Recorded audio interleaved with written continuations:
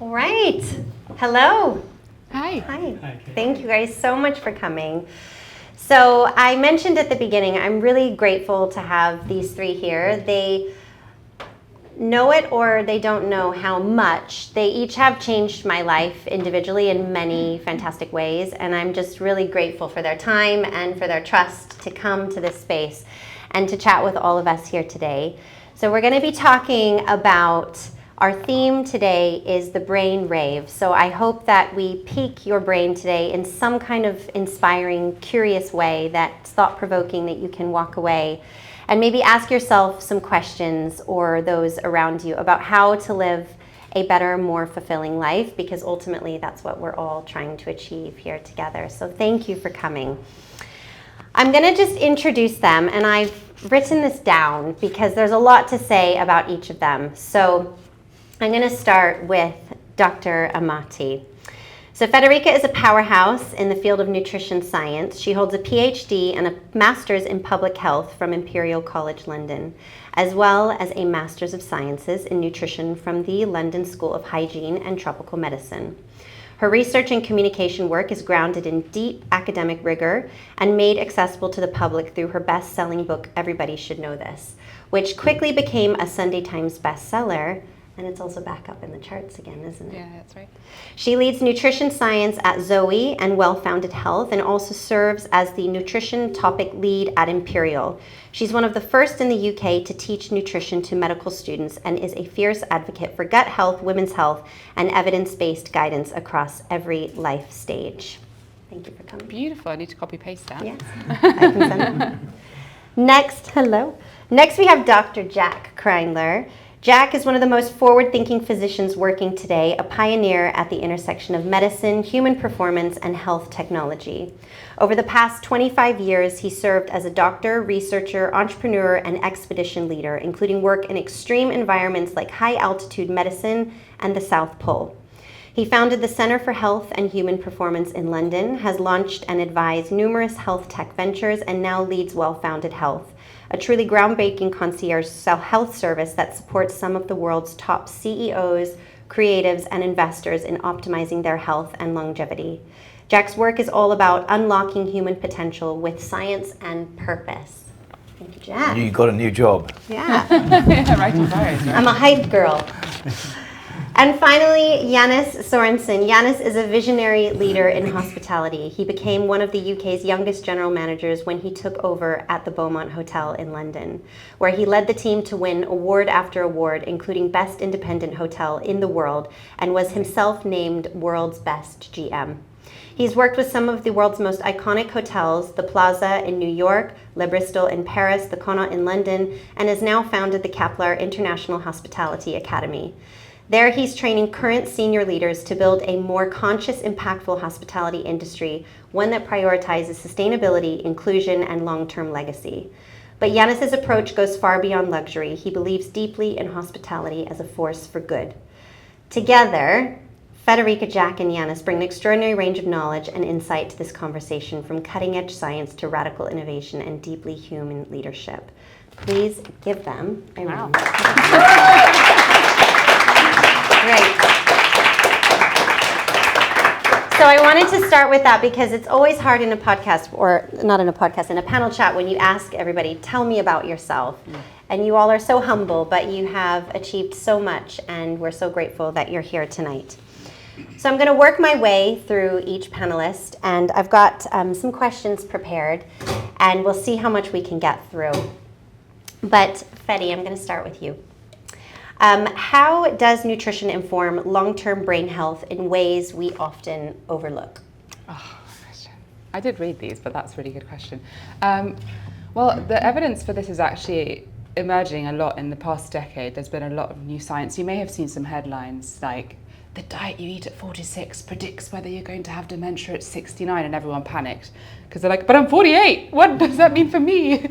So there's been lots of studies, lots of retrospective and prospective, so looking back at data and collecting data to understand how we can preserve brain health. And the biggest pivot has been away from thinking of brain health, and specifically conditions like Alzheimer's and dementia, as purely genetic. So it used to be more popular or more well accepted to think that it was quite inherited, it was genetic predisposition, and you couldn't do much about it. But as we've seen the numbers of dementia diagnoses rise, what we've realised is actually very linked to lifestyle. Now, diet plays a huge part in this, but it also can be a massively helpful tool. So even though our diets overall are worse at a population level, by informing people with the power that food can have to actually reduce your risk of these conditions, it can sometimes be a really powerful motivator.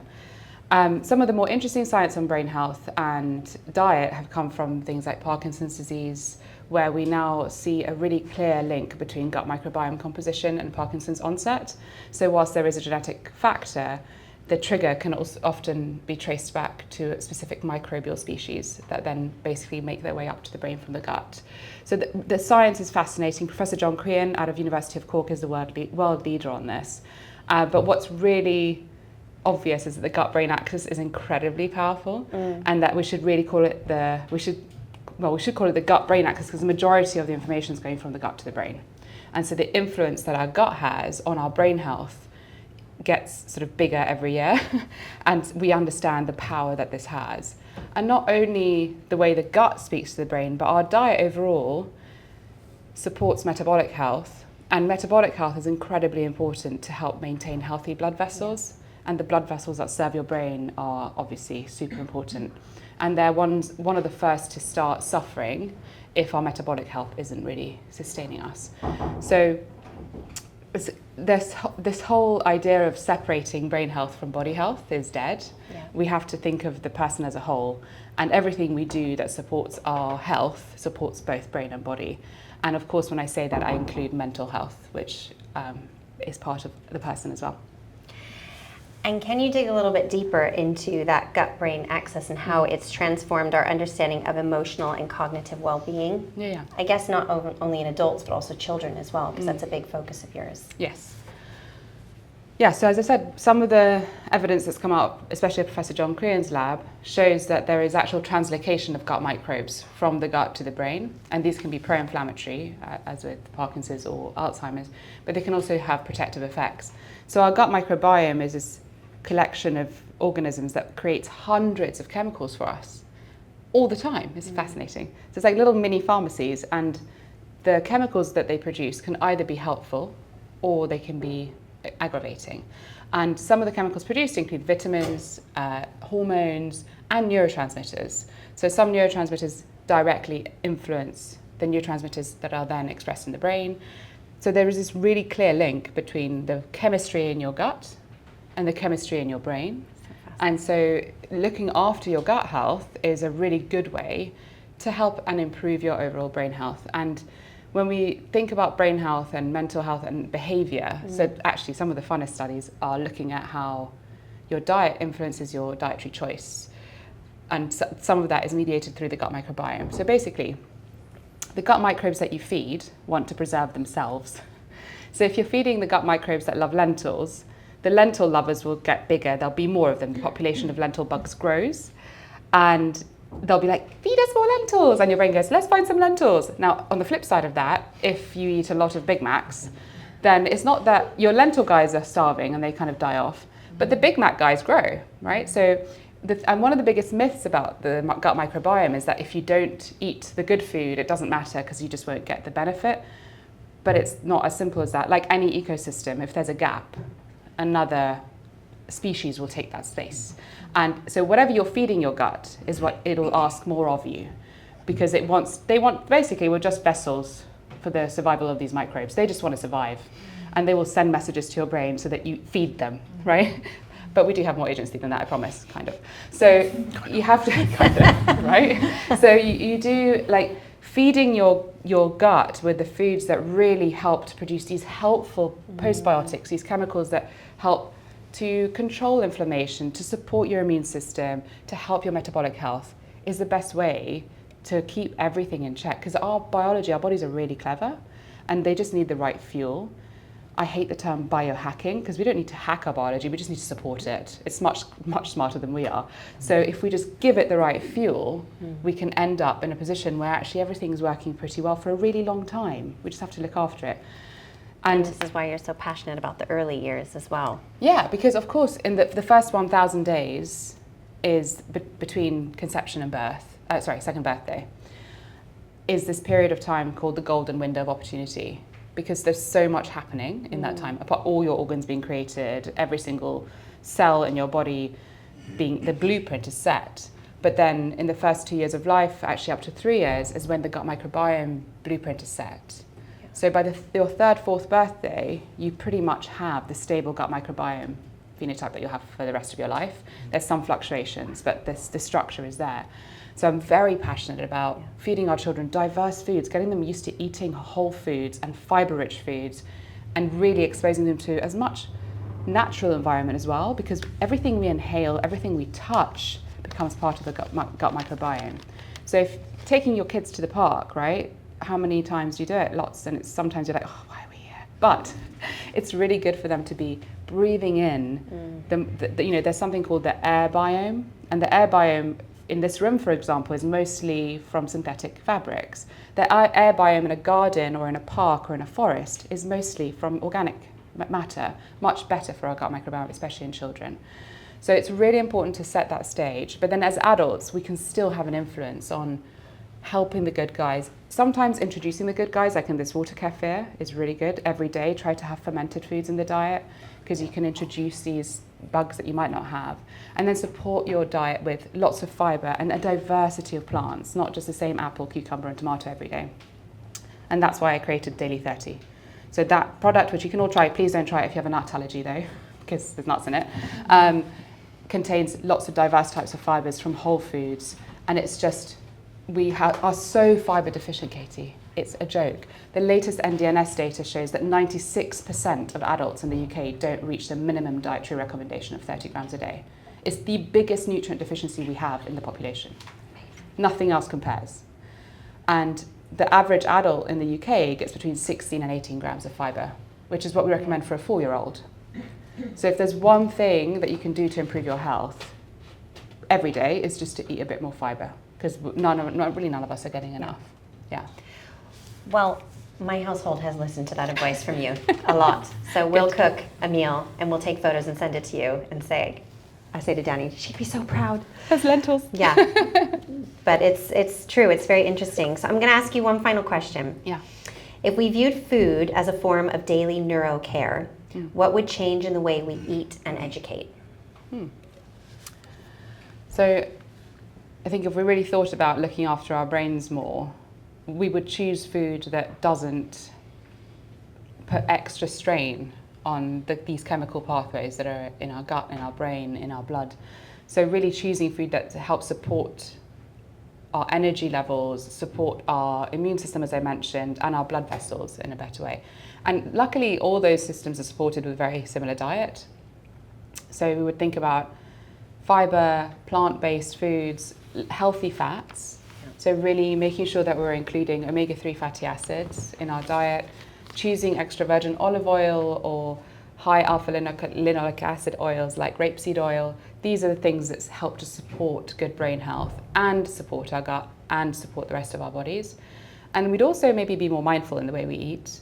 So just really asking ourselves, like, is this food going to help me, or am I just eating it because I'm in a rush and it's there? Unfortunately, our food environment isn't set up to support this health message. So actually, the biggest thing, I think, in the way we eat and the way we educate our children and people we work with would be to be much more mindful of the food environment, because it's not stacked to support us. There's no real public health incentives in the food environment right now. So beware of food marketing, beware of front of pack labeling. My favorite example at the moment is Cocoa Pops, which for some reason has been allowed to put the best healthy start for your family on front of pack, and it baffles me of how they've been able to do that, but here we are. So I've got quite a few bones to pick with the FSA actually. But so the way that food is marketed and advertised, though there is some regulation, it's often not there to serve us. The worst category is actually children's, babies and toddler food, because there's a huge loophole in the policy, which basically means you can put things on front of pack, like ideal for 4 months plus, when the NHS guidelines recommend weaning at 6 months. How did we do that? Or great for finger feeding. So children's foods have the biggest problem, and we just have to be really aware of that. And look for the foods that don't need marketing: broccoli, nuts, whole grains. They don't market themselves to us because A, they don't need to, and B, there's no massive funding from the industries that make it to try and sell it to you. So be a bit cynical. Try and eat whole foods where you can, and just think of food as this amazing health ally that is there to help support our health for the long term, if we just learn to treat it as this really special, beautiful, delicious thing that also connects us with our loved ones. So like, claim back your lunch hour, sit down with your friends, with your family. This whole like convenience thing really pisses me off. Why do we have to drink our lunch at our desk? Who said that? We're supposed to spend time preparing our food and eating it. We evolved that way. So actually, I saw an advert the other day. I've gone off a bit of a tangent now, but I saw an advert on Instagram, which was like, how much time do you spend thinking about food and preparing it? 2 hours a day, 3 hours a day? Claim that time back. You know, just drink your, I'm not going to name the brand, you all know who I'm thinking of. Just drink your meal. Why? So you can work more? No. Like, let's just claim that time back. It's important for social connection as well as metabolic health and everything else. So that would be, I think, what would change. Beautifully said. Yeah. But, yeah, thank you so much. You're a wonderful advocate, but also the way that you verbalize things, and it's wonderful that you are so gracious with your time and your information that you share, even through your Instagram and through your book. You know, it's amazing what you've achieved. So thank you. Thank you. Yes. I'm not going to get some. Jack, yeah, he's now on it. Get He some likes microbes that in ya. idea. Yeah. So Jack, you've studied extreme environments and the limits of human endurance. What have these experiences taught you about the brain's ability to adapt, and how do the differences between males and females manifest in hyperendurance situations? And I think too, I'll add to that, maybe you can give a little background about some of your extreme environment adventures that you've been on. Thanks, Katie. I'm very sorry, I don't have much of a voice at the moment. I'm sounding much more sexy than I normally do. But that's because I've been practicing longevity in Cannes for the last 3 days, which is very good for your mental health. So just by way of background, I am not a professional extreme environments explorer, but I've ended up in the most extreme environments on Earth for reasons I haven't quite worked out, just being kind of the wrong guy at the wrong time. So my background is in extreme environments, physiology as well as medicine. So I studied physiology before medicine, and just sort of slowly combined the two worlds, ending up in high altitude training courses and on the faculty of mountain medicine and practicing medicine. And combining those two things has been a really cool thing, because it's actually about not just about treating disease, but studying how it is that people survive, thrive, and flourish, or even fail when the going really gets tough. And so my main sort of interest outside of real clinical work is researching who it is that does well versus who it is that doesn't do well when you really push the body and the mind to extremes. It's very, very hard to convince a bunch of people to spend 60 days in a fridge in Coventry University, walking uphill and on a treadmill, but it's very easy to drag them to the South Pole doing exactly the same thing. And your life is much more at risk in that situation too. So it's kind of, why do people do these things? Because they're there. But actually, you know that phrase, because it's there. Yeah. Everyone's heard that. Why do we climb these mountains? I think it was Edmund Hillary that said that famously. It's because we are actually wired to experience things. What makes life speed up as you get older is because you stop experiencing firsts. You've had your first girlfriend, your first car crash, your first divorce, your first kid. You basically have had everything by the time you're 40. Yeah, and then life starts to speed up. But when you study brains that have continued to do lots of firsts, to experience things which you you do get a lot of firsts in extreme environments. Not just extreme environments, but it's a great sort of way of planting what we call temporal landmarks in your head. Those are the things between the nothingness, which the brain kind of feels are the points in time. So extreme environments is about experiencing and learning what it is about yourself, where you dig deep into yourself and find out what you truly are. And it's also a way in which we can look at how the body and the brain recovers or thrives. And the South Pole expedition we did in 2022 was the third of 3 expeditions, one of which was all men, then a bunch of all women, and then we suddenly said, oh, how come the women did better than the men? And so then there was a head-to-head race, which ended up being the largest expedition in history to the South Pole. I'm not a professional explorer, but somehow I was co-leading this thing.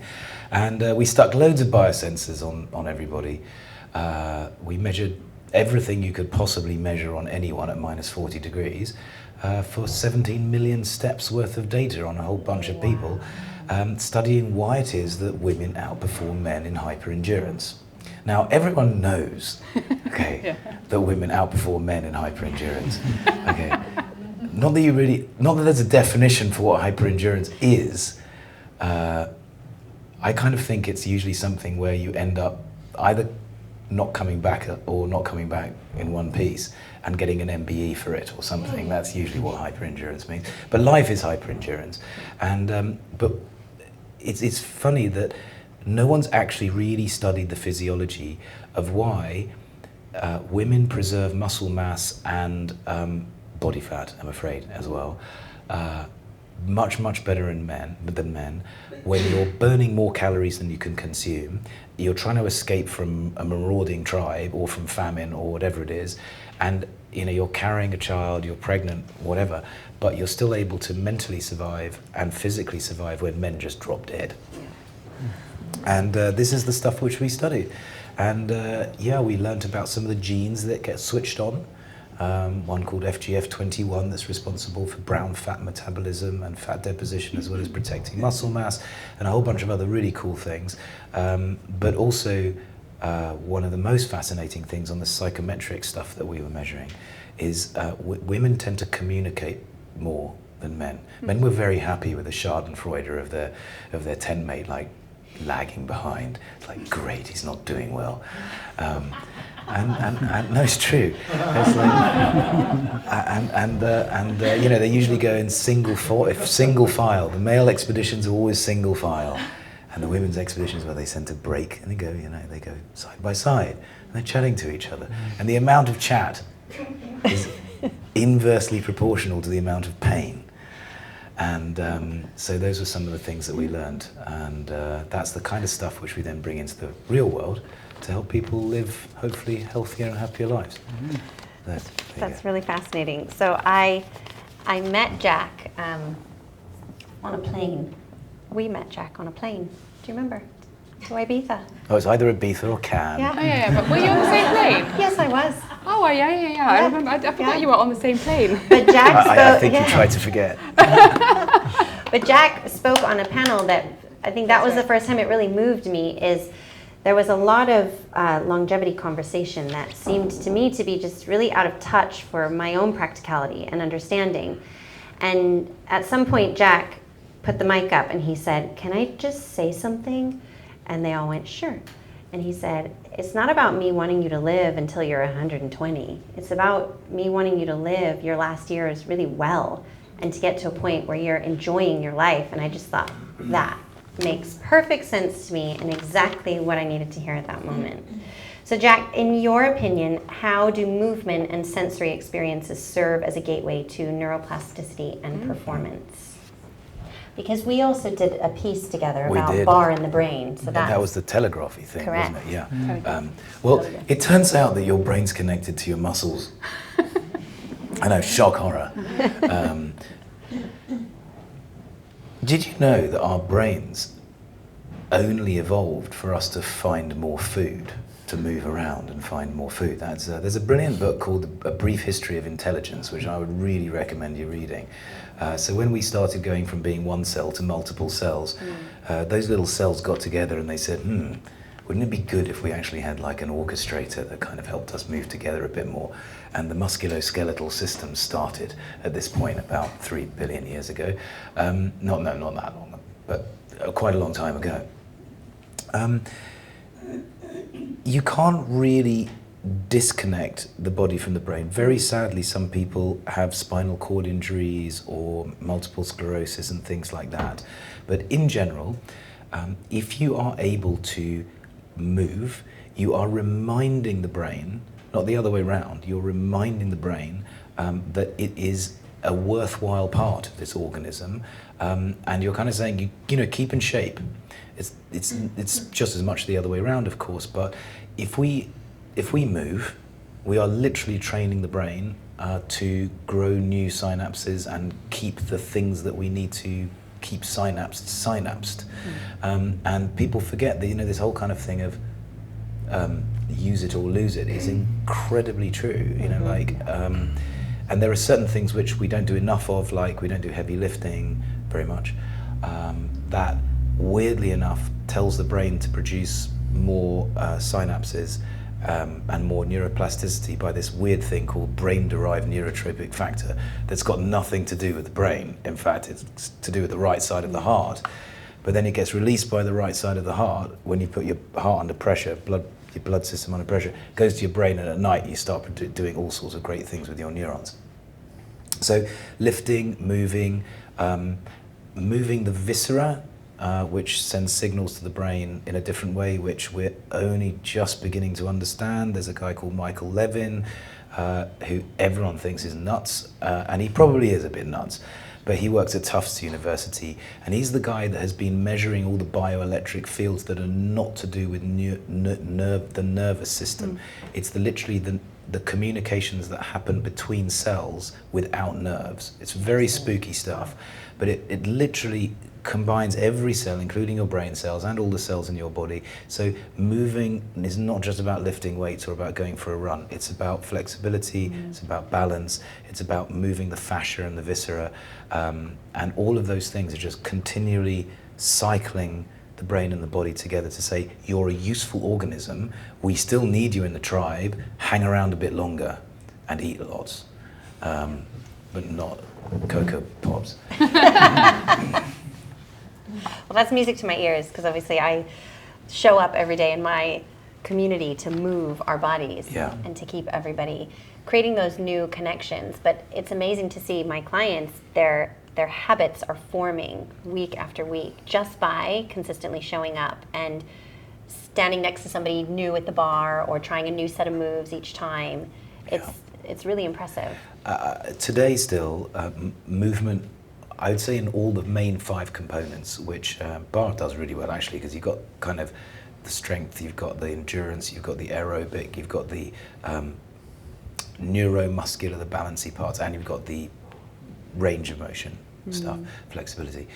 Those 5 components all together, they are still better than any longevity intervention that we will probably have for the next 20 years as a way of staying around. I'm in the right industry. And looking great. So with tech, longevity science, and AI booming, how do we balance performance optimization with authenticity and rest? I think that's a really important Look, the most powerful longevity clinic that you can visit today is the one that you can visit 8 hours a night. So rest in that respect is very important. Tech, something I know a bit about from a past life, has sort of completely ruined our natural rhythms. There are no natural cycles really anymore of, the sun's rising. It's time for our cortisol to go from being all up there to gradually going down over the day, and for doing things. And then to realize, it's time to stop doing things, and then to grow. We don't do that stuff anymore, and neither do we kind of weave in the natural rhythms of socializing, etc. I don't know. I think we live in a super artificial kind of environment that. Yeah, it's not how we were. It's not how we really evolved. I'm not saying that how we evolved before is necessary. I mean, getting eaten by saber-toothed tigers is also not wise as well. We need to still live in a world that protects us and so on. But I think technology, for all of its conveniences, has also sort of kind of ruined a lot of things. So authentically living in rhythm with nature, with sound, with light, with music, with people, with food, with cooking. I now, by the way, spend ages cutting cucumbers. I love cutting cucumbers. It's very therapeutic. Satisfying, isn't it? Yeah, it's very, very good. Those are the sorts of things that I think we if you put them head to head with a lot of things like metformin or rapamycin and crazy stuff like that, yeah, I know which would win. I love that. Okay, I'm going to ask you one more question. If you could redesign the healthcare system with the brain at its center, Yeah. where would you start? Wow. Okay.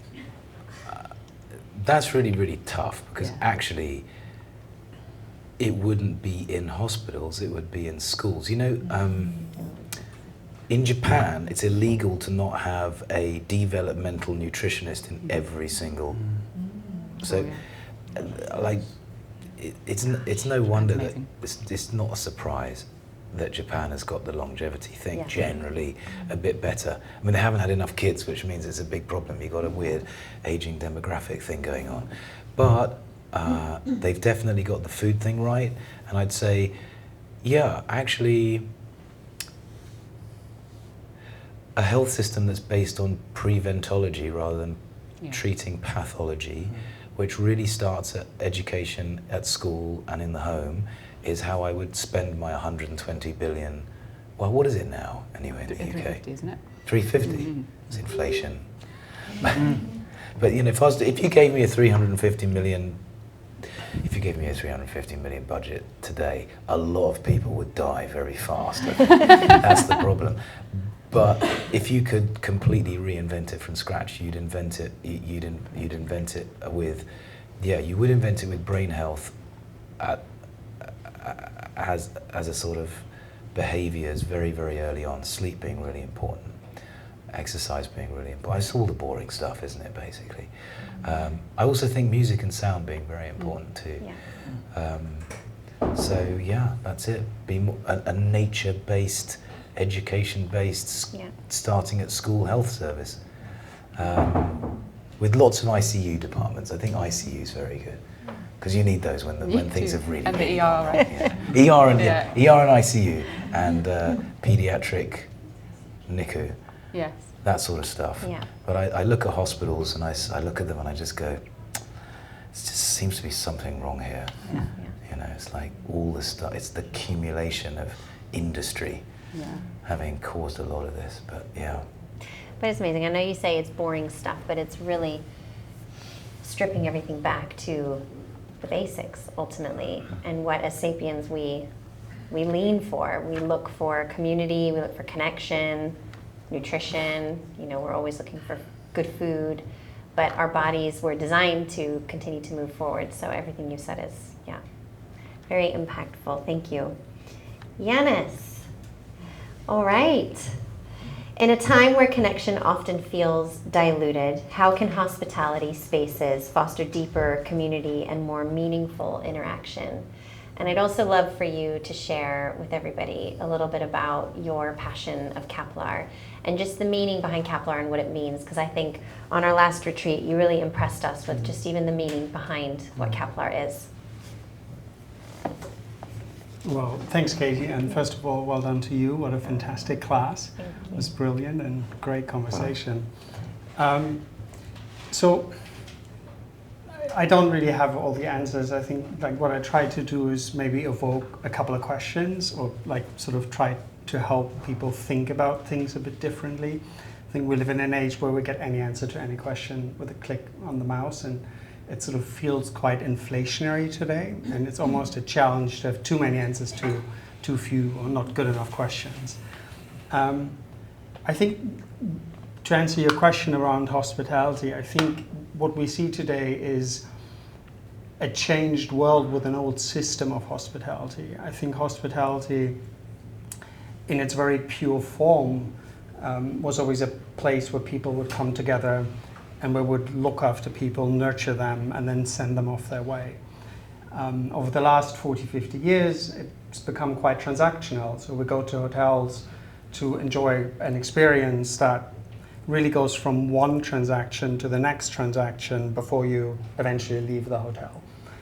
And the hotels that do these transactions the best, the hotels where they remember whatever your pet's name or your wife's birthday, we think these are the best hotels in the world. But at the end of the day, most people working front of house, they're still just doing transactions. They check you in, they check you out, they give you your credit card back, they ask you when you want to have breakfast and when you need your wake-up call. But the world has changed, and we have a lot of convenience on our side right now and a lot of information and ease to deal with the transactional stuff. And I think the question really is, and the question that we ask ourselves with Kepler, is to say, what is a hotel, right? Is a hotel where you go, sleep, wake up, have breakfast, leave, and have some mostly meaningless conversation with people? Or is a hotel where you ask good questions? You know, a hotel where you don't see the hotel stay as sort of the disruption to your life, EA, you know, the pampering and great experience, and we do things we never do. Or does hospitality, in a world where we all live in too much convenience, become sort of an enabler of allow us to continue to live the life that we choose to live? So not the lifestyle in hotels, but can hotels better understand our lifestyles? And can we help hotels not to become businesses, but platforms for better conversations, for allowing us to meet the right people, ask the right questions, and be inspired on the way that we're on? So I think the challenge that we pose to hospitality is to, can this become sort of a business that moves out of the so-called consumer story, right? You buy goods and services, people give you money for it, to the citizen story, where we say, well, participate in something. We allow you to participate in something that has more meaning to you than a transaction ever can. And I think that's really 2.0 of luxury hospitality, where the everyday comforts and the infrastructure and the services become so same everywhere you go. There's an opportunity for hospitality to not try to show people what a good life is, but to actually realize how people live their lives well. And tell us a little bit about Kepler.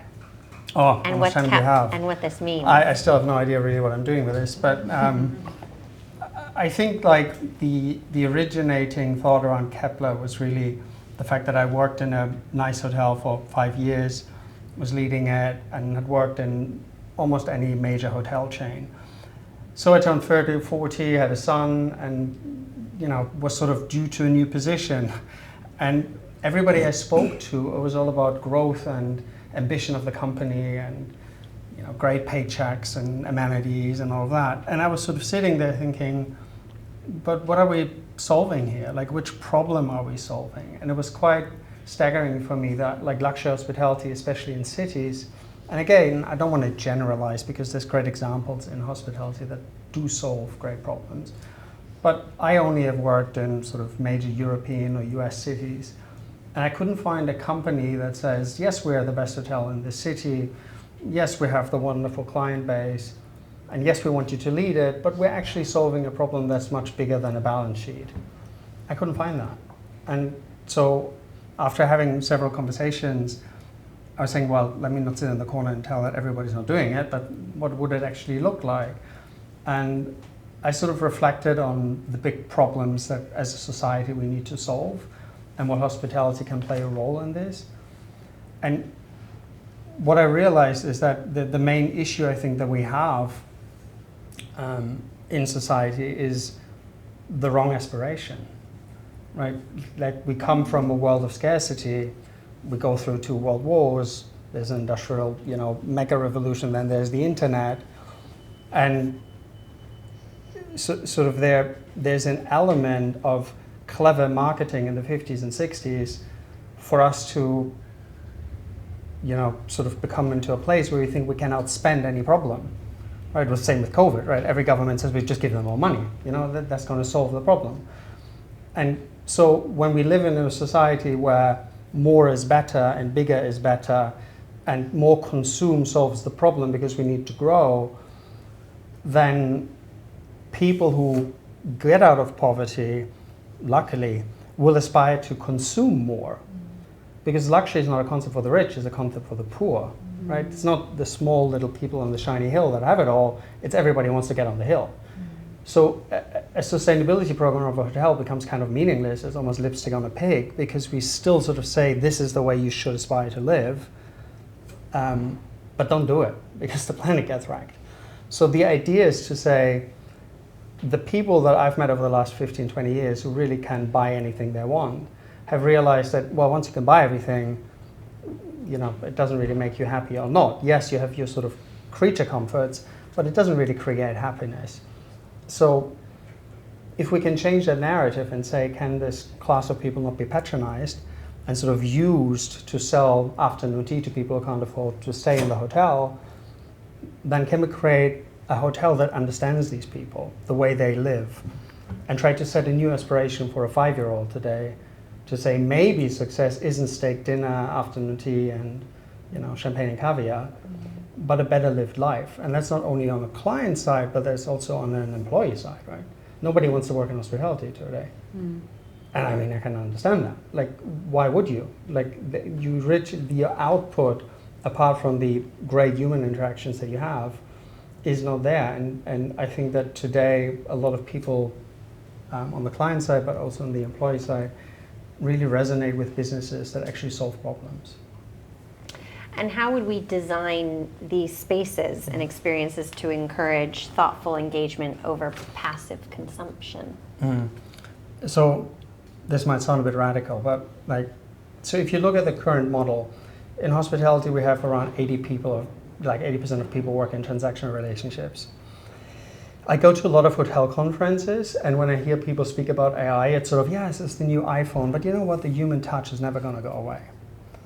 We're going to let go, a bit drastic to say this in a hotel, but we're going to let go a lot of people who work in transactional relationships today.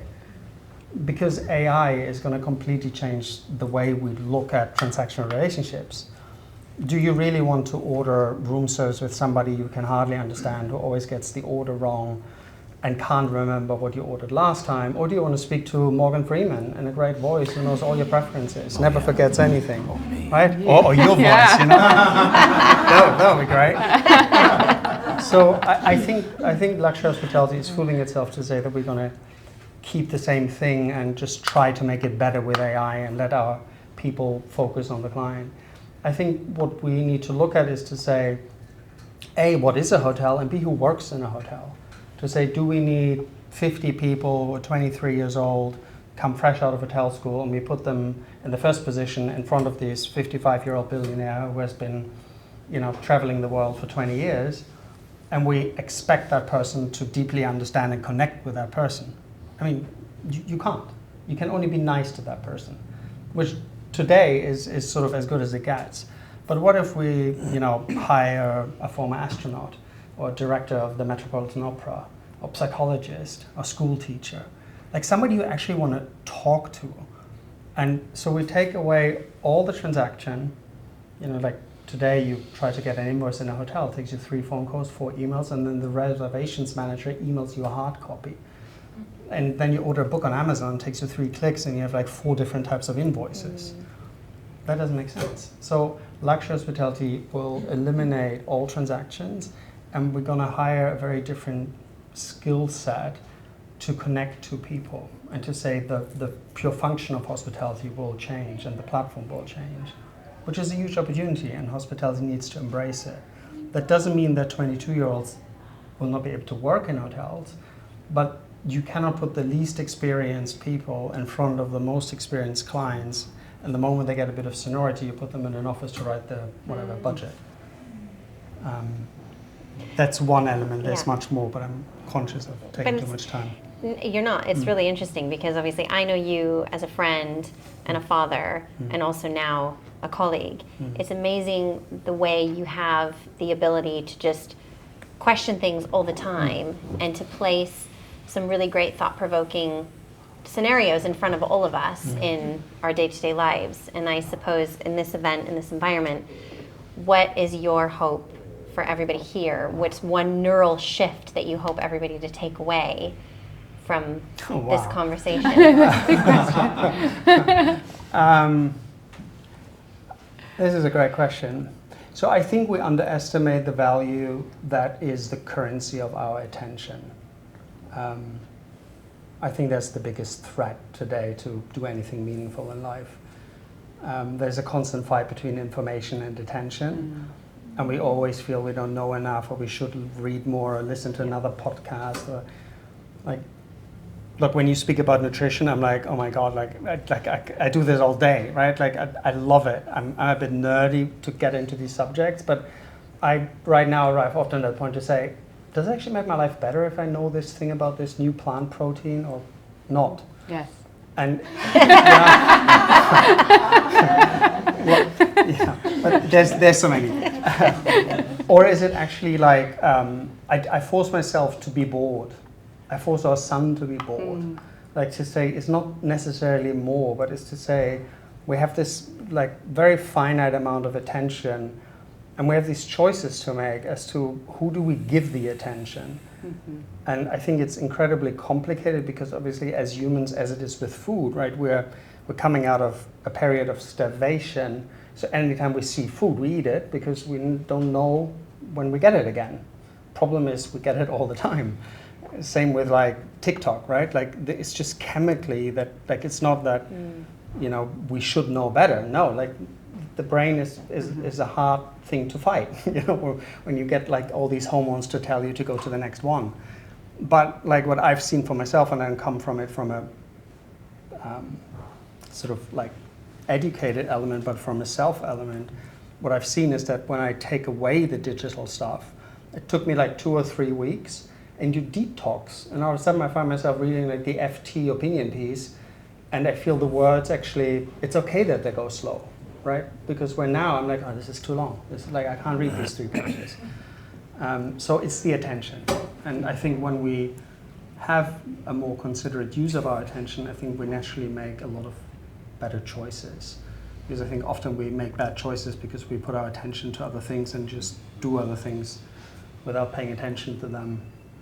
Which is sort of the easiest. I love that. Before I open the floor up to questions, I wondered if maybe the three of you have any questions for each other after hearing and speaking on the panel. I'm fascinated. I have a question for both of you, actually. If we go have the mic, I start. I find the Japan example so interesting, and with Kepler, we go to Japan quite a lot, and there's this statistic that I think in this country 40% of the adult population is either overweight or obese, and in Japan it's like 5%. But the crazy thing is that the BMI here is I think 35 or something, or 40, whereas in Japan it's like 25. So it's not even that they have this like ridiculously low rate of obesity, but it's also that their BMI to actually be considered obese is much lower.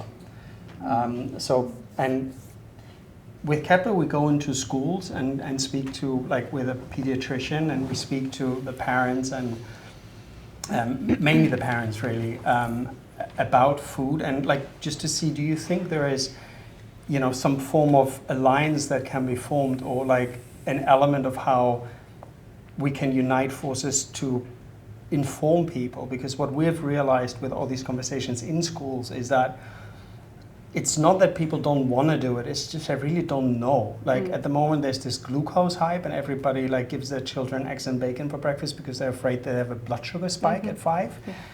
But they really mean it. Like it's not that, you know, that it comes out of, you know, some deep research. So what is the right approach that like we can take to, I think in lack of the government doing it, to actually educate parents and children more? I'll start. It's my favourite topic. So that there's lack of political will is the biggest blocker. We live in a country where food public health nutrition is not a priority on anyone's list. There are no politicians who say, do you know what, I'm going to sort out school food and actually to put policies in place and make sure that there's guidelines that have to be adhered to. In Japan, the school food policy is a legal requirement. Here we've got these flimsy recommendations that are not legally required. No one does them. So it's up to the headmaster or headmistress if they're going to adhere. So that's like at the sort of highest level. At population level, I think there's some major contributors. I've spoken about the food environment. So our food environment is crap. Don't take your kids to the supermarket because all of the Peppa Pig, Paw Patrol, whatever character are at children's eye level on purpose. There's a reason they're there. It's architectured to be a negative environment that promotes impulse buying of the highest profitable food products, which are inevitably the ones that are worst for us, right? So at an individual level, as I said, it's like informing ourselves, but then that becomes tricky because of the noise. So when you have people online who have millions of followers who fearmonger about glucose spike, I mean, your glucose going up in your blood means you're alive and that you've absorbed the food and it has entered your bloodstream, right? It's normal. It's a normal postprandial response. And there's also people online who say that the solution to all ailments is eating 12 eggs, right? But they have huge audiences and they are trusted by their audience as being experts. So this has become a bigger problem since the pandemic. There's this real there's like an anti-science mistrust. So it's the whole landscape has shifted. And because the social media platforms have no safe guardrails in place, there's no way of anyone knowing whether this person is legitimate or whether they are a quack. It's really hard to discern, even for professionals. Yeah. So, you know, I'm really lucky to work in an MDT with Jack, and I'm really lucky to work at Zoe, where there's the entire company is interested in nutrition. But often people will say to me, is this right? Is this person like, do they know what they're talking about? It's hard to tell. So if we introduced education in schools on nutrition, that's left the curriculum now. So just teaching children about healthy food, how to boil an egg, here's how you chop your cucumbers. This would be a really good first step. And also helping people to understand misinformation, because it's going to be really hard to decrease misinformation spreading if people don't know how to spot it. And then at the higher level, it's this political will to actually change the food environment, to put policies in place. To Jack's point about hospitals, if we just changed hospital food, school food and prison food, we would have a massive impact on the most vulnerable populations, right? So but that requires political will and investment at government level. So there's it's got to be a sandwich approach. The population's got to get a bit angry about it and request for better. I always say if you don't buy it, they can't sell it to you. Don't buy it. Don't buy the crap food. Leave it on the shelves, they won't sell it. You've seen a movement in the UK, there's been huge increase in sales of whole milk. Has anyone heard this? Like 40% increase because of social media. So like the dairy farmers like, yay! But you know, when people change their buying behaviour, the entire system has to adapt because they can't sell it otherwise. So know your power, know that what you spend your money on actually changes the food environment, and then request better. Write to your head teachers, tell them they've got to do better. Tell them you want your kid to eat better food. Just push for it, and then at the top, let's vote for someone who cares. Because I mean, I don't have a candidate, I'm afraid, but we've got to improve the way that policy is structured. But yeah, Japan, Singapore, South American countries have done a much better job than we have. We've done a terrible job. And it's interesting because the food recommendations from the government is not that far apart. No. It's just the implementation of it. But guess what percentage of the UK population follows dietary guidelines? Oh, they did this recent study of 2,500 and nobody actually... Less than 0.1%. Yes, exactly, yeah. In Denmark, where there's very high trust in the government guidelines, it's closer to 46. Yeah, exactly. So it's all connected, but yeah, the recommendations aren't that different. Do you have anything to add? I can't remember what the question was. I think it's the implementation of how can we especially considering schools, how can we have impact as a group of professionals to actually change the system? I think the reason why people trust influencers is because they look cool, they sound cool, they swear do a a lot lot. of fun, they swear a lot. I think we've got to get a bit more irreverent. We've got to, lose that kind of we should be listened to because we stand behind a lectern and we wear white coats. No one gives a shit about what people in white coats who stand behind lecterns whose hair's falling out even though they've got an IQ of 170. It's just like, who cares? Chris Whitty's a very, very clever and very nice man. But to be completely honest, even though he probably saved a lot of lives, he probably did a disservice to science influence in this country, because basically the vast, not the people in the room here probably, but most people said, what the hell was that government policy all about? Where we all had to get jabbed with vaccines, which after a certain time didn't work on the bloody virus anymore, but you still needed it to fly or get into a nightclub or whatever it was. And the whole lockdown thing.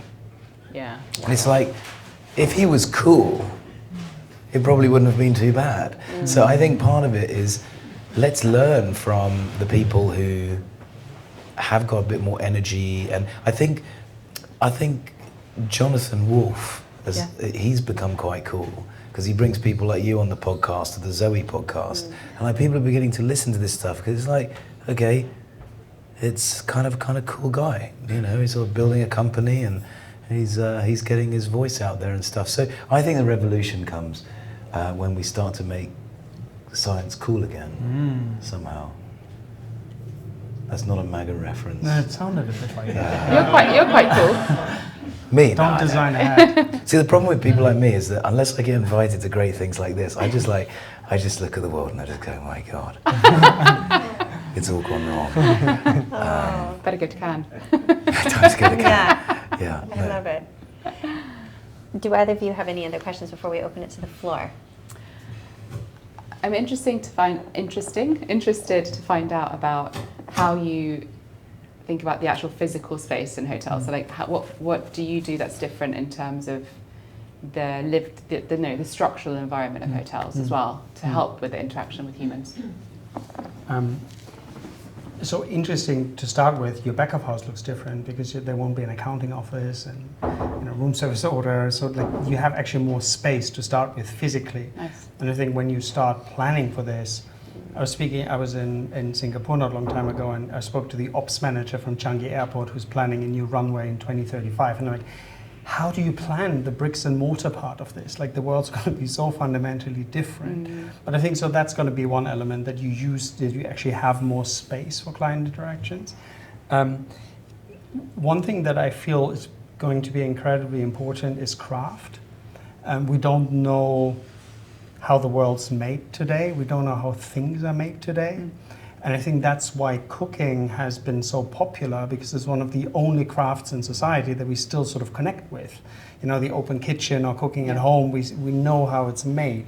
But like, I don't know how this is made, or like the mat or anything really. Whereas before, 50 years ago, you would go to whatever, your cobbler, you would know how the stuff's made. Today it just arrives. So I think it's important to connect people to craft. That doesn't mean that everybody has to do like a pottery course, but there needs to be an element of like slowing people down and allowing them to connect with something that humans do. So it has to do with the center of the hotel. I think hotels are often very disjointed. There needs to be an area of center. There needs to be an area of craft. And then there needs to be spaces where people actually can connect. But the connection is being made through the people that work there. It's something else, like you've seen the growth of private clubs, but hotels should be clubs. That's actually just because hotels can't get it right. That's why there's so many clubs today. But because the people, like if you have a 21-year-old in the lobby, they can't introduce two people because it's very difficult to introduce two people at senior level to one another. But if you change the fact who works in hotels and you design programs around this, like hotels will be a place where you start meeting people more. but like from the physical space, yes, there will be a restaurant, yes, there will be a bar. The way we design it is going to be different. We always felt that private space for clients is important. There's, especially in London, a lot of hotels where as a client you can actually not sit in the bar because it's too busy, or go to the gym because they sell too many outside memberships and you actually can't work out as a client. But yeah, it's the flow of the hotel, so no signage, right? Like that the hotel naturally flows, that it has a center, and that you connect to things that are not necessarily revenue generating, like arts and crafts, but help you to understand the world better and connect you a bit better to the world. Nice. I mean, half of Hollywood is doing pottery, right? Like, I mean, there is these people are really as lost as many of us. Thank you. So I will open questions to the floor, and also feel free, if you don't have a question, but if you want to share something that maybe was thought-provoking this evening, or something that maybe just sprang to your mind, feel free as well. Yeah, go for it. I'm going to give you the mic. Thank you all. That was fascinating. Really interesting perspectives. Yannis, the thing that you said that struck me most, and I've been thinking about this loads, is the attention element of all of this. And I have 2 tiny children too, so I'm so conscious of how their brains are going to develop in the world as it is.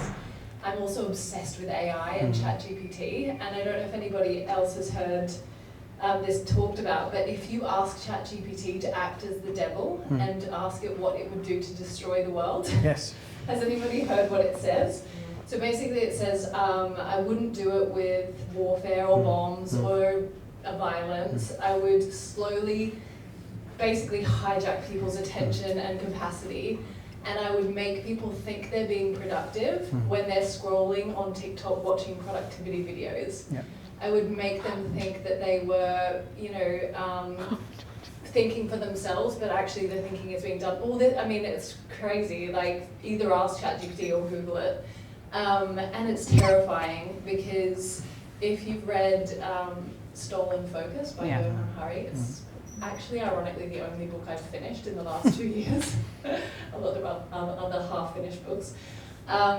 He talks about how you can try and maintain your attention, but actually even in his own book, by the end of it, he says, I still couldn't figure out how to retain my own attention except by the digital detox thing, but it's just completely unrealistic in what we live in. Anyway, it's fascinating. I'd love to know from each of you, what are you doing to try and protect your brain from being hijacked by technology?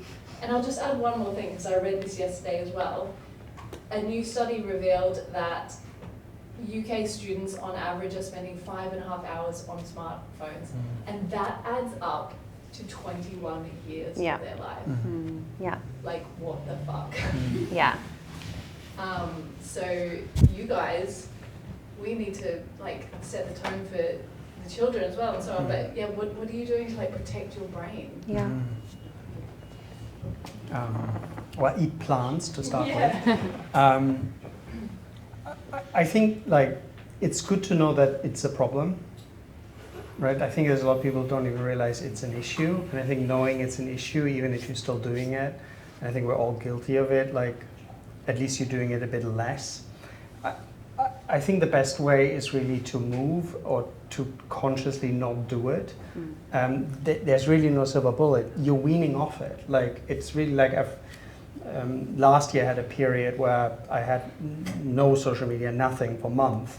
And the first 3 weeks it's you're how I would think you stop smoking, or it's an itch. Yeah. It's very hard, but it weans off. And after 3 weeks I was I don't need to look at this anymore.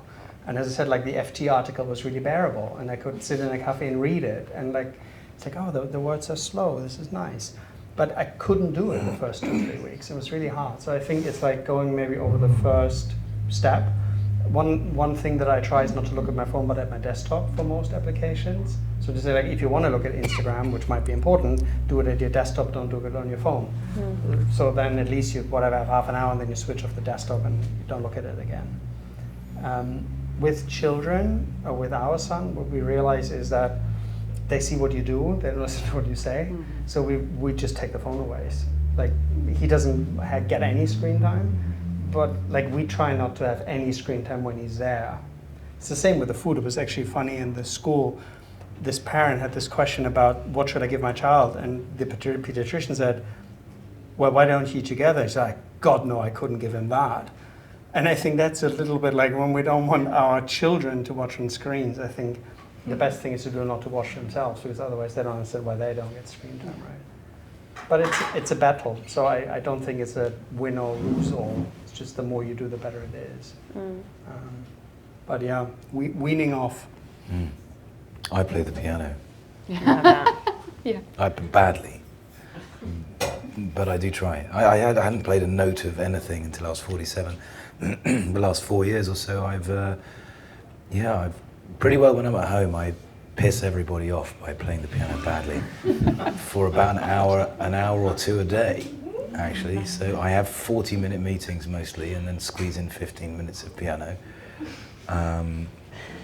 maybe 6-7 times a day.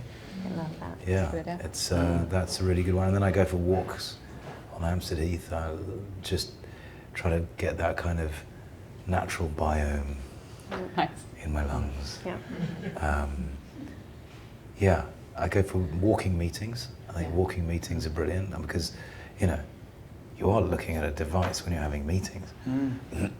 And so try to have as many walking meetings as possible. And Steve Jobs says that was good, by the way. Okay. He said it was great. I think it is. You know, I agree. that kind of thing. Climbing, you can't look at your phone when you're climbing. You fall off. It's not good.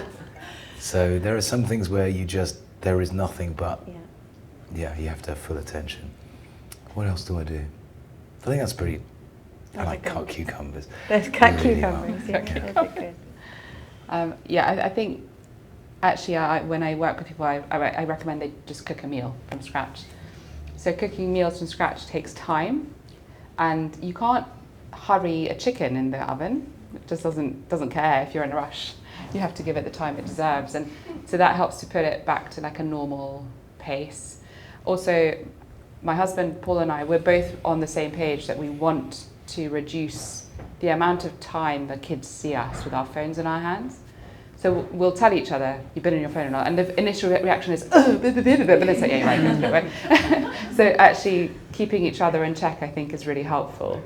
And we also, things like, you know, I just delete, so like I don't have Facebook anywhere, just don't have it as an app. I have Instagram, but I have like a timer on it, so that you can do things. That means that you have a limit. I never reach the limit anymore, because I get quite bored on it, to be honest. I read books, like the paper books, love a book. And again, that was quite interesting. We did this experiment. We were like, let's see what happens if we both just sit down on the weekends and start reading a book in the morning. And within like a day, the girls came down, they were like, oh, maybe we should get a book. And they were sitting with us watching, like reading a book. So there's a few, I think it's really hard sometimes you can't be perfect with it, right? And some people do an amazing job and their kids have never watched TV. That's not us. But certainly one of the things that we find is like our kids watch sort of a show that we choose or a movie on Disney. And so when the first time they watched TV, and they were like, oh, Mummy, what's this? And I was like, it's called an advert.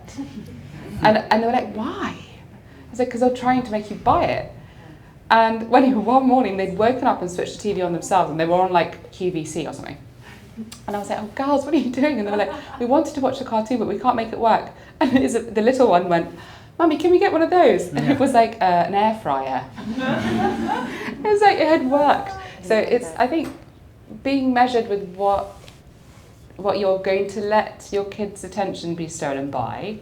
I really hate things like SpongeBob SquarePants, but I'm less angry if they watch Beauty and the Beast or a Disney movie that has some classical music in it or something. Like, just feels a bit less aggressive. And then getting out in nature. So we have a dog as well. So he loves SpongeBob. We'll go and like take the dog for a walk in the forest, or just do things that are outdoors. I think the outdoors is a huge player in this. And again, like if you go outdoors, things move slowly. It is what it is. You can't change it. And I think that's really helpful. And then I think exercise plays a massive role, because when you're working out, you're concentrating on what you're doing, or you're going to injure yourself or not enjoy it. So I think exercise and like workout classes in groups as well is such a powerful way to focus your attention on something that's enjoyable and good for you, and has an essential human connection at its heart, which is probably why we see such great outcomes with children who do team sports. Mm-hmm. They have better outcomes as adults. So it's, I think those things are really helpful. Yeah, go on. Being a husband, funny. Yeah. The best thing you can do is to get to know yourself better. Yeah. Because everyone looks at their phones and other people, and the best thing to do is to get to know yourself better, and then you can give away what you have, because you can't give away what you don't have. Yeah. That's what I'm saying. Yeah. I think that's really key. I think also drawing awareness to how you feel is really important to come back to, because I have this aura ring and I think it's genius and I love it. But it's also given me prompts and also suggestions that I already knew myself. I didn't really need it to tell me that. But it was almost like this little thing in my pocket to give me that validation to go, oh yeah, I was right. And I don't know, it's made me just reflect a little bit on things that I want to do better, whether that's movement. It's definitely improved my sleep. And for that, I'm just so grateful for, because I think, like you said, it's one of those basic necessities of our lives that we need to put a little bit more focus on. But I have 2 children, one who's almost 6 and one who's 12. So a big age gap between them. So it's constantly a learning experience. But again, they're in the same boat as us as adults. So, you know, when I put tech in front of them, I can immediately see what happens. But it's the same thing that happens with me. So it's almost, again, that awareness of knowing myself, but also conversing in that conversation. And I try my hardest. I share experiences, especially with my oldest, about, so he doesn't feel like he's the issue and he's the problem. It's that I share my experiences of how I've experienced it, and it's become a problem for me. And it's almost like that instant, like, okay, we're in a conversation, we're relating right now. And that's been really helpful. It's also brought us a lot closer, and he shares and talks a lot with us now, which I think is really helpful. But one thing with tech, with Fallon, I purchased a balance phone. I did a lot of research because he had a brick phone for a period of time, and that was great. He played Snake, he could barely text, it was a bit annoying. But he started year 7, and in senior school, it was really hard to watch and to see that when he first started, he was totally alienated from everybody else who had a smartphone.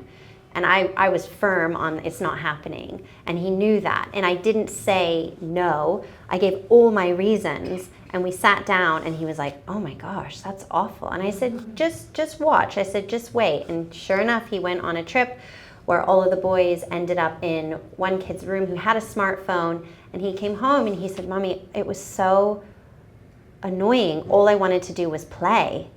And I just sat there with him, and I was like, do you know what I mean? Like that feeling, it's really hard. So I think it's also communicating, and it's like sharing your experiences with them and with all of us around. So I find that what's been very healing for me, hence why I've truly thrown myself into Barre series.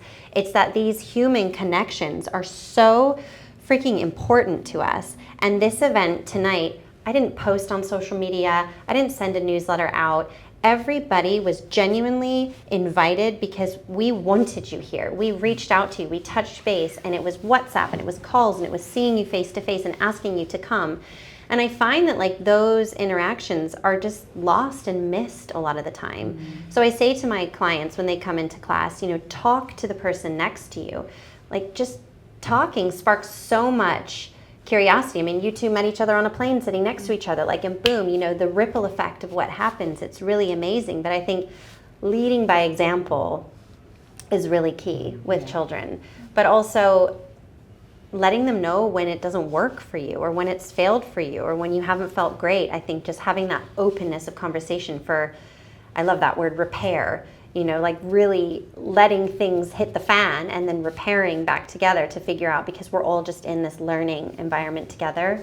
And then when it comes to social media, it's hard because it's such a necessity for anybody's business to really move forward and to be thriving in especially London, a metropolitan city where inflation and costs and everything, and you're trying to just catch up. So I've put a real reflection on, I post when I feel something relevant to post.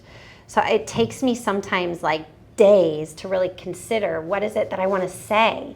And I've just found that I've actually had more authentic connection in my direct messages or just in person with people based off of that. So yeah, intentionally thinking about tech and AI, I think, is really important. Thank you. And Lauren's the OG of panel chats, by the way. I met Lauren, she was one of my first friends here in London when we were both setting up our businesses back in my studio, and she also set up your business as well, which you've now sold, which is amazing and incredible. But she was the pioneer of panel chats, bringing some incredible people together. So yeah. No, I know, but that's why, we're all here today, and you're a really amazing connector. So you've done your deed of being present in this world for all of us. So thank you. Anybody else have any other questions or comments? Yeah, go for it, Hannah. Thank you to all of you. It's been such a great discussion. I find social media fascinating. I actually work in the space, and I'm constantly torn between the horrific side of it, to be perfectly honest, and the power also that it can have to create impact and change. And I think what I keep coming back to is us as individuals to be able to look at the information that we're taking in and decide for ourselves if it's the right information to follow. And so if we come back particularly, I guess, to health and nutrition, what would each of you say are things for us to consider that when we're consuming information on social media, like how do we know that that is the person to listen to, that they're not just pulling things out of the air or from feeling or from experience, that they are truly experts in their field? I would love to know your thoughts on that. Thank you. So the thing is now, more than 65% of adults get their health information from social media. So if you'd asked me this question like 5 years ago, I'd have said, don't take your health information on social media. It's not supposed to do that. Get it from your healthcare professional. I think finding the healthcare professional you trust and who resonates with you and who has the right approach is invaluable. And I'm sure Jack can comment on this, but that's basically the point of WellFounded. Is we've got this ace team of clinicians who each have the ability to connect with the patients we have and create that human bond and like really put our minds together to provide the best possible medical care. And actually I think what we've got is the future of medicine. So like future setups will have to have a very similar approach if they're going to succeed, right? But when it comes to social media, because now we know so many people get their information from it, learning how to discern those are worth listening to and the ones that are not. I really believe in the unfollow button, like deeply believe in it.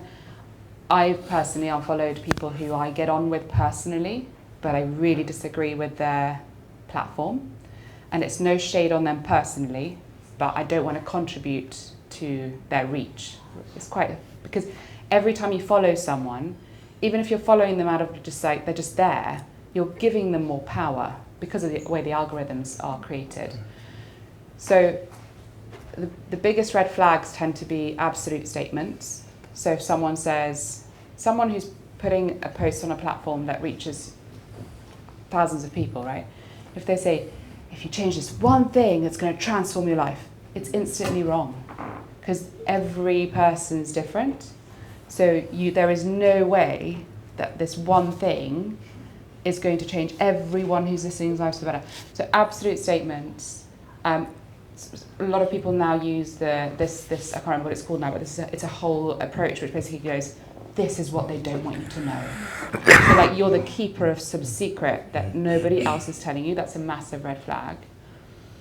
And then there's lots of other biases that exist. The best, actually, what a colleague and friend of mine has turned his entire platform to helping people spot bias because it's a really hard thing to do unless you're trained.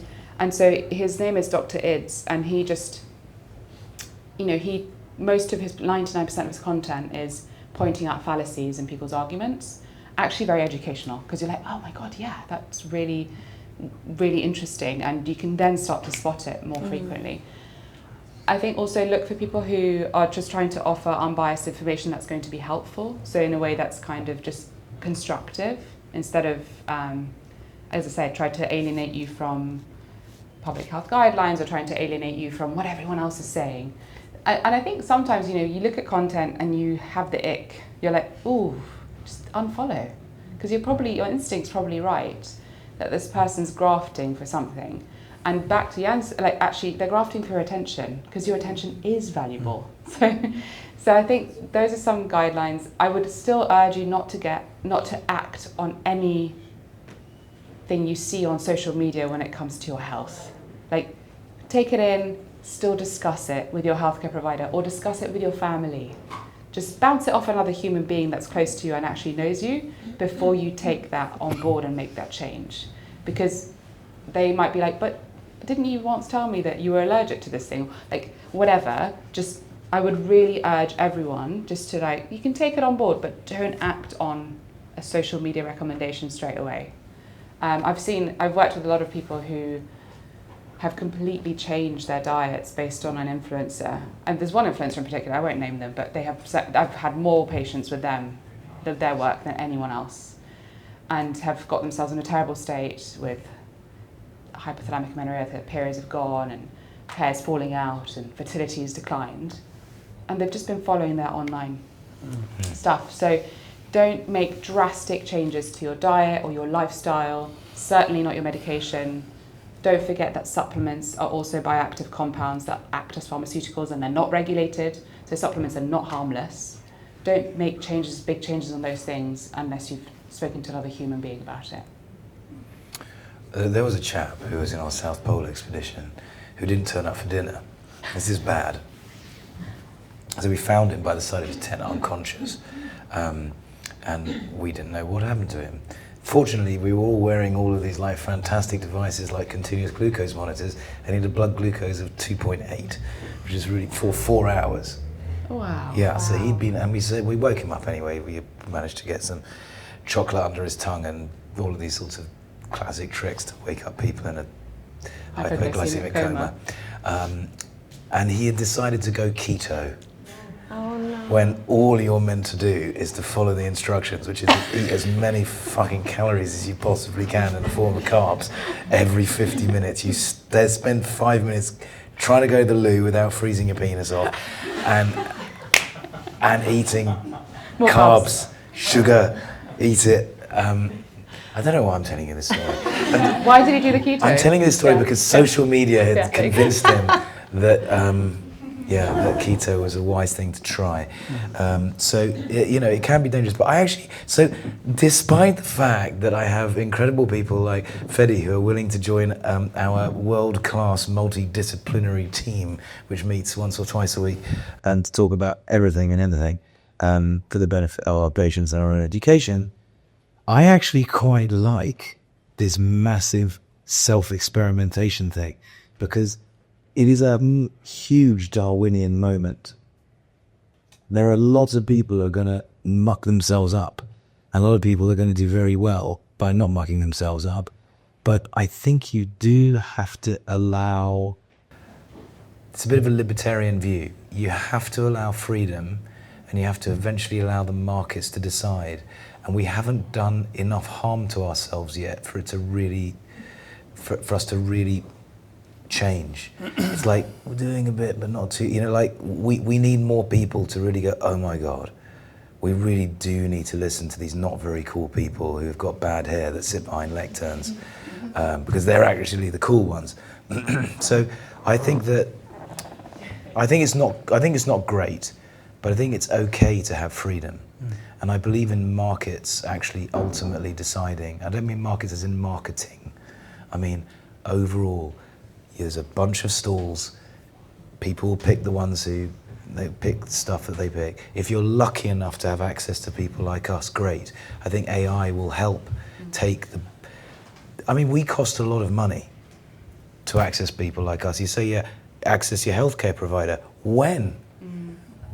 when do you access your healthcare provider? I really like to make a decision about this supplement I'm about to buy, and you get an appointment in 4 months' time. It doesn't work. So, you know, maybe AI will actually help us take some of the brains of the cool people, turn them into avatars, and you can have a good chat with our entire MDT, without our entire MDT being there. And that's sort of super cool in my view. But yeah, I think, you know, if it wasn't for markets as well, let's also face it, a lot of the things like Zoe, for instance, would never have come about because the entire medical profession thought that biomes were bollocks. They really did. I think, what are you talking about, measuring people's biomes to help them, there's good and bad in freedom. And my view is, there's no such thing as freedom without the freedom to make mistakes. But you should come to us.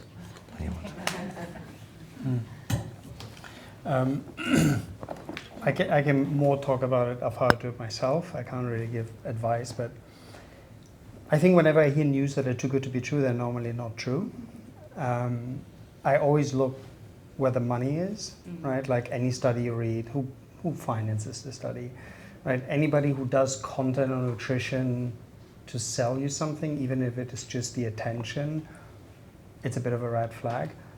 I think in general, I would say, as much as food is important as a craft, we're highly overcomplicating it. You know, eat plant-based foods mainly, you know, in its original state. Don't buy food with labels. Don't drink alcohol. You're okay.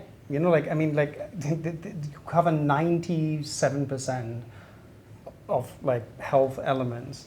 Like, I feel we're crazed in the society with not getting enough of something. It's like, do I get enough of this and enough of this? The problem is like, and again, I bias this, I'm speaking from a non-educated point. Our problem is not that we don't get enough of stuff, bar fiber, but that we get too much of stuff, right? We get too much fat, too much sugar, too much protein. It's not that we don't get enough protein, we get too much, like unless you're starving. So I would find maybe 1 or 2 good resources. Like I go to nutritionfacts.org. It's non-for-profit, like there's no interest behind it, it's study-based, and sometimes they reverse what they think about something because there's new science out there. But like, yeah, personally, I don't follow any social influencer for nutritional advice. And the government's actually quite clear on most of the stuff, like the science knows. It's not that I feel social media very often is like this, putting this question mark, right? It's like, butter is back, or like, you should eat that or not. And the confusion very often makes people not change their diet because they say, well, everybody's just, you know, nobody knows. Nobody actually knows. But actually we do know, like the science is pretty clear. So I think we shouldn't overcomplicate it and not question it every day. And not every meal needs to be this like, you know, explosion of expression and, you know, like with all these micronutrients beautifully composed. I think, you know, whole foods and, you know, buying things fresh. It's the same thing with organic, non-organic, right? It's better to eat broccoli that's non-organic than not eat broccoli at all. Yeah. And like we're just, I think, overcomplicating it. And I wouldn't change my diet every 3 weeks because I hear something that I think I didn't know. I mean, I'm sure the doctors know. It sounds like you came to my talk. We tell doctors, by the way, to go and look at a really cool thing called examine.com for food. Examine.com is cool because none of the PhDs that work there are allowed to own any stocks or shares in any supplements. So they just live and die by the subscription fees for them trying to tell the truth. And they read every paper that exists and they produce these kind of like amazing, quite simple meta-analyses of stuff. And doctors go, oh blimey, actually supplements are a thing. You know, because actually most doctors previously, until a few years ago, said, well, unless you've got rickets or your teeth are falling out, then why do you should have a healthy, balanced diet. Well, I mean, we know what the problems are with that, just that sweeping statement. So that's a very good that's a very good resource. Saw Jimmy Wales, the founder of Wikipedia, speak recently. Wikipedia serves, I think, if I'm not mistaken, 500 billion web pages a year. I mean, that's an and that's just in English. It is that is the 3rd most viewed site in the world. The other two you don't want your kids looking at.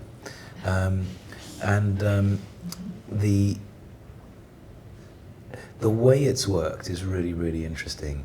So it is an absolutely amazing example of the power of truth and good, which we don't actually see very much. But Wikipedia is completely self-regulating. And anyone that tries to put an edit on that hasn't got a reference, that hasn't been verified by another member of the community, it just gets deleted. It's not that you can't put it on there, but the accounts who are trying to spread misinformation just automatically get down-regulated and they disappear. So I wonder if there's a sort of a way in which, if you work in social media, you can phone up Jimmy and try and find out how it is that truth can prevail over falsehood, and reality can prevail over sales. I wonder if there is a way of doing that. I think there may be. They did that temporarily during the pandemic, didn't they? There was a warning for misinformation, but then it was expensive to run, so it's gone, but that would have been very ticky. Yeah. Anybody else? Anything else? No? Amazing. Well, I'm so grateful for all of your time and all of your time. Thank you guys so much for coming. You have your goodie bags to take home with you. We've created these really nice sweat bags for you to take on your movement journeys. There's a wet area and a dry area of your bag. There's also some Daily 30 by Fedi, which was designed by you and formulated. Yes. And then within the bag, there is some oil from Meditative, and this is a brand that Fedi introduced me to, and we both have done a little bit of work with Alicia. For Alicia. It's a great brand. It's a great, great brand. So enjoy that. And there's also some grippy socks. So I hope to see you all back in my class at some point. But thank you. And if you have any questions, come up and ask away. But yes, Thank you. Thank you. Of course.